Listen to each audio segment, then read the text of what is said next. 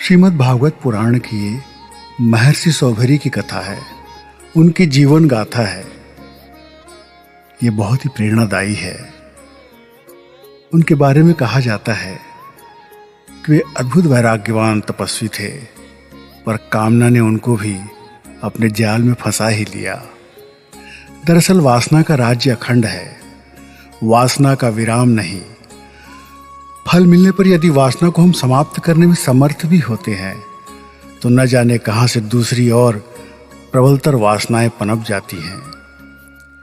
प्रबल कारणों से कतिपय वासनाएं कुछ काल के लिए लुप्त हो जाती हैं, परंतु किसी उत्तेजक कारण के आते ही वे जाग पड़ती हैं। भला कोई स्वप्न में भी सोच सकता था कि महर्षि सौभरी कर्णों का दृढ़ वैराग्य मीनराज के सुखद गार्हस्थ्य जीवन को देखकर वायु के हल्के झोंके से जड़ से उखड़कर भूतल शाही बन जाएगा। महर्षि सौभरी कण्व वंश के मुकुट थे। उन्होंने वेद वेदांग का गुरुमुख से अध्ययन कर धर्म का रहस्य भली भांति जान लिया था। उनका शास्त्र चिंतन गहरा था, परंतु उससे भी अधिक गहरा था उनका जगत के प्रपंचों से वैराग्य। जगत के सभी विषय सुख क्षणिक हैं। जब चित्त को उनसे यथार्थ शांति नहीं मिल सकती, तब कोई विवेकी पुरुष अपने अनमोल जीवन को इन कौड़ी के 3 विषयों की ओर क्यों लगाएगा। इस तरह का विचार करते हुए वो संसार के प्रपंच से दूर थे और घोर तप में लीन थे। माता पिता के विवाह का प्रस्ताव करने पर उन पर कोई प्रभाव नहीं पड़ता। उन्होंने बहुत समझाया कि अभी भरी जवानी है, अभी अभिलाषाएं आपकी हैं, तुम्हारे जीवन का नया वसंत है, कामना मज्जरी के विकसित होने का उपयुक्त समय है, अभी वैराग्य बाना धारण करने का अवसर नहीं। परंतु सौभरी ने किसी के शब्दों पर कान न दिया। उसका कान तो वैराग्य से भरे, आध्यात्म सुख से सने गीतों को सुनने में न जाने कब से लगा हुआ था। माता पिता अपने पुत्र को गृहस्थ जीवन में लाने के लिए बहुत प्रयास करते रहे, पर पुत्र के हृदय में द्वंद्व मचा रहा। एक बार चित्त कहता कि माता पिता के वचनों का अनादर नहीं करना चाहिए, परंतु दूसरी बार ही विरोधी वृत्ति धक्का देकर सुझाती कि आत्म कल्याण से बड़ी कोई वस्तु नहीं। गुरुजनों के वचनों और कल्याण भावना में विरोध होने पर हम आत्म कल्याण से परांगमुख नहीं होना चाहिए। घटना दूसरी है। पवित्र नदी तट था। कालिंदी नदी कल कल करती बह रही थी। किनारे पर उगे हुए वृक्षों की सघन छाया में रंग बिरंगी चिड़ियों का चहकना कानों में अमृत घोल रहा था। घने जंगल के भीतर पशु स्वच्छंद विचरण करते थे।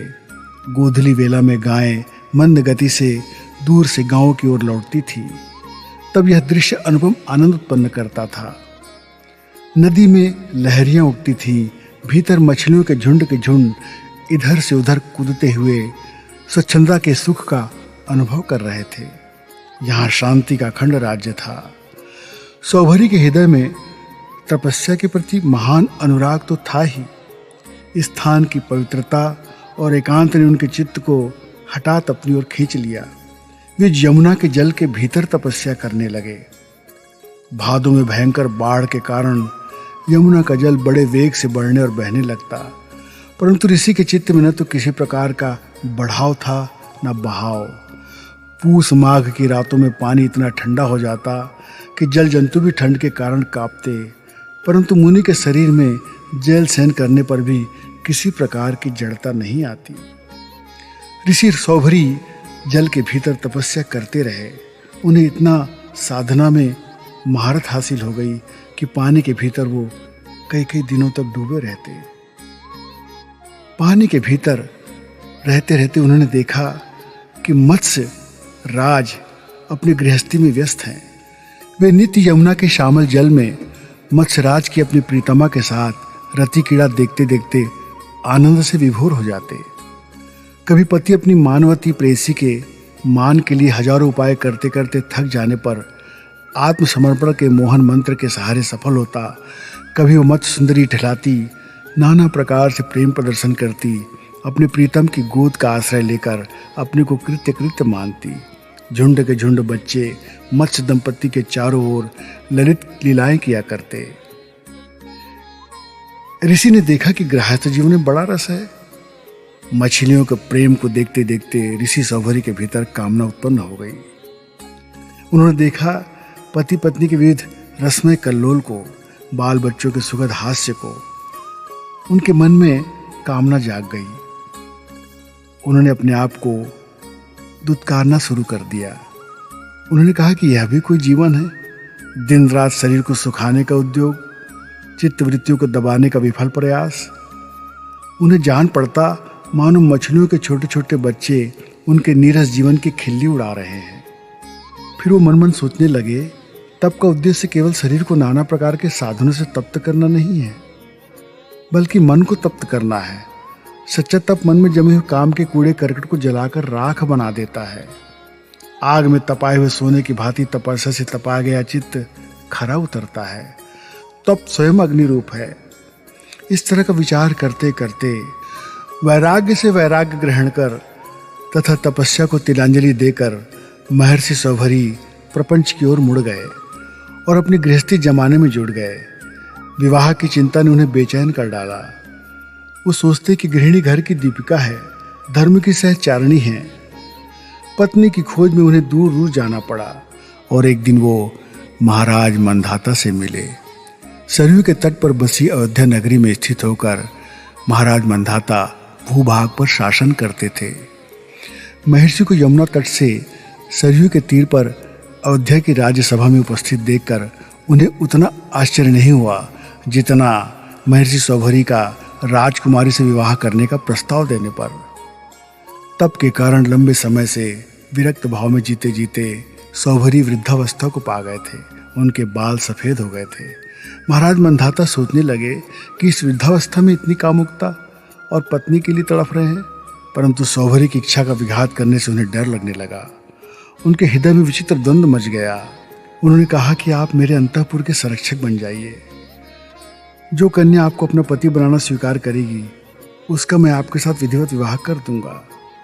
वृद्ध को देखते हुए सब लोग हिचकने लगे, परंतु सौभरी तपस्या के बल से अपने रूप को बदल लिया। वे युवा हो गए। उन्हें जो देखता वो मुग्ध हो जाता। ब्रह्म के तेज से चमकता हुआ चेहरा, उन्नत ललाट, अंगों में स्फूर्ति, नेत्रों में विचित्र दीप्ति। वे यौवन के साक्षात रूप थे। सुकुमारी राजकन्याओं ने उन्हें देखा तो उन पर मोहित हो गए। सबने अपनी इच्छा जाहिर कर दी कि वे उनसे विवाह करेंगे। राजा ने भी अपनी प्रतिज्ञा पूरी की। सरयू के तट पर सुंदर विवाह मंडप रचा गया। महाराज मंधाता ने अपनी 50 पुत्रियों का विवाह महर्षि सौभरी कण्व के साथ एक साथ कर दिया और दहेज में उन्हें विपुल संपत्ति दी। 70 गायों के 3 झुंड, श्यामवर्ण वृषभ जो इन सब से आगे आगे चला करते थे, अनेक घोड़े, नाना प्रकार के रंग बिरंगे कपड़े, अनमोल वस्त्र, अनमोल रत्न, गृहस्थ जीवन को रसमय बनाने वाली सभी वस्तुओं के साथ उन्होंने सौभरी को विदा किया। इन वस्तुओं से सज धज कर रथ पर सवार होकर मुनि सौभरी जब यमुना तट की ओर आ रहे थे, उस समय रास्ते में वज्रपाणी भगवान इंद्र का देव दुर्लभ दर्शन उन्हें प्राप्त हुआ। ऋषि आनंद से गदगद स्वर में स्तुति करने लगे। भगवान अनाथों के नाथ हैं और हम लोग बंधुहीन ब्राह्मण हैं। आप प्राणियों की कामनाओं की तुरंत पूर्ति करने वाले हैं। आप सोमपान के लिए अपने तेज के साथ हमारे यहाँ पधारिए। स्तुति किसे प्रसन्न नहीं करती। इस स्तुति को सुनकर देवराज इंद्र बहुत प्रसन्न हुए और ऋषि से आग्रह करने लगे कि वर मांगो।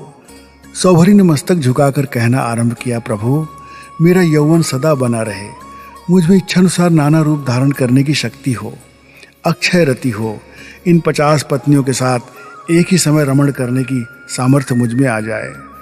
विश्वकर्मा मेरे लिए सोने के ऐसे महल बना दे जिनके चारों ओर कल्पवृक्ष से युक्त पुष्प वाटिकाएं हों। इंद्र ने गंभीर स्वर में कहा, तथास्तु, और सौभरी की प्रार्थना पूरी हुई। भक्त का हृदय आनंद से गदगद हो उठा। लेकिन कड़वी सच्चाई ये थी कि वस्तु के पाने की आशा में जो आनंद आता है वो उसके मिलने पर नहीं होता।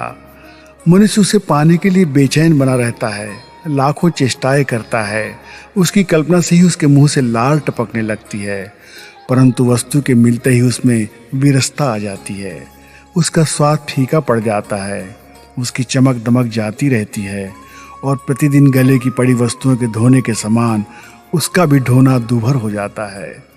गृहस्थी में दूर से आनंद अवश्य आता है, परंतु गले पड़ने पर उसका आनंद उड़ जाता है, केवल तलछट शेष रह जाती है। महर्षि सौभरी के लिए गृहस्थी की लता हरी भरी सिद्ध नहीं हुई। बड़ी बड़ी कामनाओं को हृदय में लेकर वे इस घाट पर उतरे थे, परंतु यहाँ विपदा के जल जंतुओं के कोलाहल से सुखपूर्वक खड़ा होना भी असंभव हो गया। वे विचारशील तो थे ही, विषय सुखों को भोगते भोगते उन्हें अब सच्चा वैराग्य उत्पन्न हो गया। वे सोचने लगे, क्या यही सुखद जीवन है जिसके लिए मैंने वर्षों की साधना का तिरस्कार किया? मुझे धन धान्य की कमी नहीं है, मेरी गो संपत्ति अतुलनीय है, भूख की ज्वाला का अनुभव करने का अशुभ अवसर मुझे कभी नहीं आया। नीलकंठ कामनियों के कोकिल विनंदित स्वरों में मेरा जीवन वाटिका में वसंत लाने का उद्योग किया। वसंत आया पर उसकी समरसता टिक नहीं सकी। मेरे बच्चे हुए, मेरा परिवार हुआ, लेकिन मुझे उनसे सुख नहीं मिला। और पतझड़ के समान वे दिन आए और मुरझा कर झड़ गए। क्या यही गृहस्थी का सुखमय जीवन है? क्या मानव जीवन की सफलता इसी में है? उन्होंने संकल्प किया कि नहीं, सुख इसमें नहीं है। योग के द्वारा आत्मदर्शन किए जाने पर ही सुख मिल सकता है, परंतु भोग के पीछे मैंने योग को भुला दिया। वे पश्चाताप करने लगे। भोग में जीवन वो भयावनी भुलैया है जिसके चक्कर में पड़ते ही हम अपनी राह छोड़कर बेराह चलने लगते हैं।